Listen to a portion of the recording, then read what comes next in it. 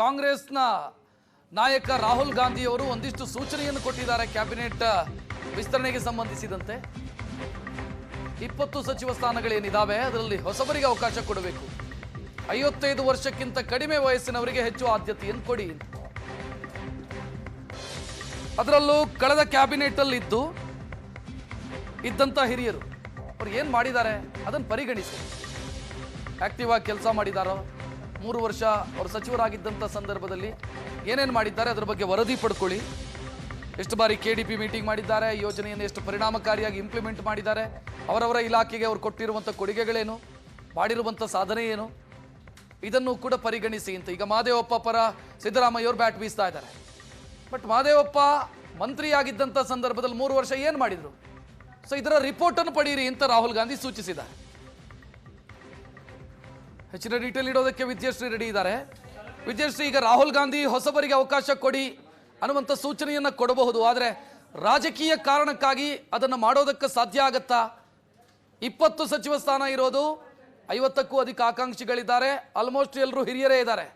ಬೇರೆ ಬೇರೆ ಕಾರಣಗಳನ್ನು ಕೊಡ್ತಾ ಇದ್ದಾರೆ, ಜಾತಿ, ಜಿಲ್ಲೆ, ಹಿರಿತನ ಇದನ್ನೆಲ್ಲ ಮುನ್ನೆಲೆಗೆ ತರ್ತಾ ಇದ್ದಾರೆ. ಸಾಧ್ಯ ಆಗತ್ತಾ ಹೊಸಬರಿಗೆ ಅವಕಾಶ ಕೊಡೋದಕ್ಕೆ?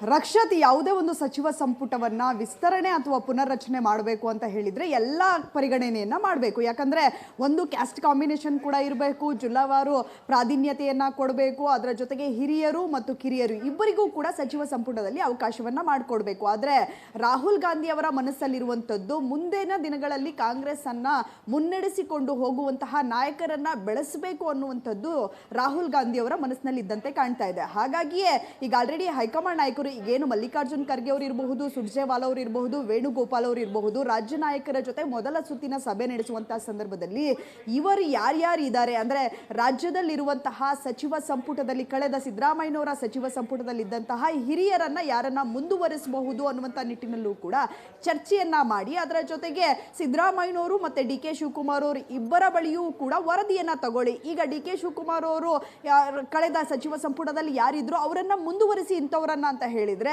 ಅವರು ಏನು ಕೆಲಸ ಮಾಡಿದ್ದಾರೆ, ಅದರ ಜೊತೆಗೆ ಕಳೆದ ಅವರು ಸಚಿವರಾದಂತಹ ಸಂದರ್ಭದಲ್ಲಿ ಏನೆಲ್ಲ ಕೆಲಸ ಮಾಡಿದ್ರು, ಅದರ ಜೊತೆಗೆ ಸರ್ಕಾರ ಕೊಟ್ಟಂತಹ ಯೋಜನೆಗಳಿರಬಹುದು ಅವುಗಳನ್ನು ಯಾವ ರೀತಿಯಾಗಿ ಪರಿಣಾಮಕಾರಿಯಾಗಿ ಅವರು ಜಾರಿಗೆ ತರೋದಕ್ಕೆ ಕೆಲಸವನ್ನ ಮಾಡಿದ್ರು, ಜಿಲ್ಲಾ ಉಸ್ತುವಾರಿ ಸಚಿವರಾಗಿದ್ದಂಥ ಸಂದರ್ಭದಲ್ಲಿ ಆ ಜಿಲ್ಲೆಗಳಲ್ಲಿ ಏನೆಲ್ಲ KDP ಸಭೆಗಳನ್ನು ನಡೆಸಿದ್ರು, ಎಷ್ಟು ನಡೆಸಿದ್ರು, ಏನು ಕೆಲಸಗಳನ್ನು ಮಾಡಿದ್ದಾರೆ ಅನ್ನುವಂತಹ ವರದಿಯನ್ನು ತೆಗೆದುಕೊಳ್ಳಿ. ಈ ರೀತಿಯಾಗಿ ಚರ್ಚೆಗಳನ್ನು ನಡೆಸಿದ ನಂತರವಷ್ಟೇ ಪಟ್ಟಿಯನ್ನು ರೆಡಿ ಮಾಡಿ ಅದಾದ ಬಳಿಕ ಫೈನಲ್ ಮಾಡೋಣ ಅನ್ನುವಂಥ ನಿಟ್ಟಿನಲ್ಲಿ ಸಲಹೆಯನ್ನ ಕೊಟ್ಟಿದ್ದಾರೆ ಅನ್ನುವಂತಹ ಮಾಹಿತಿ ಸದ್ಯಕ್ಕೆ ಇರುವಂಥದ್ದು.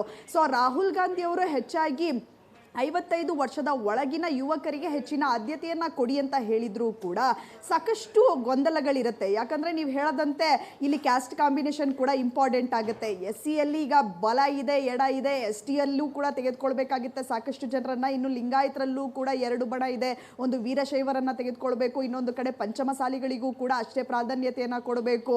ಇನ್ನು ಒಕ್ಕಲಿಗ CM ಇರುವಂತಹ ಕಾರಣಕ್ಕಾಗಿ ಒಬ್ಬರೇ ಇರೋದಕ್ಕೆ ಆಗಲ್ಲ, ಇನ್ನೊಂದಷ್ಟು ಜನರನ್ನು ಸೇರ್ಪಡೆ ಮಾಡಿಕೊಳ್ಬೇಕು.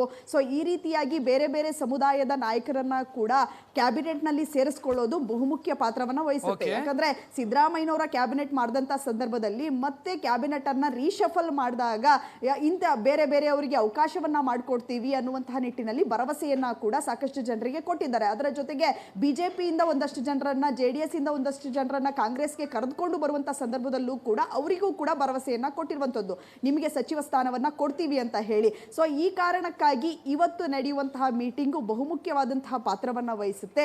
ಇವತ್ತು ಬಹುತೇಕ ಪಟ್ಟಿಯನ್ನ ತಯಾರಿ ಮಾಡ್ತಾರೆ. ಅದಾದ ಬಳಿಕ ರಾಹುಲ್ ಗಾಂಧಿ ಅವರ ಜೊತೆ ಫೈನಲ್ ಸಭೆಯನ್ನ ಮಾಡಿ ಯಾರು ಸಚಿವ ಸಂಪುಟದಲ್ಲಿ ಇರಬೇಕು ಅಂತ ಹೇಳಿ ತೀರ್ಮಾನ ಆಗುತ್ತೆ. ರಕ್ಷತ್, ಥ್ಯಾಂಕ್ ಯು ವಿದ್ಯಾ ಮಾಹಿತಿಗೆ.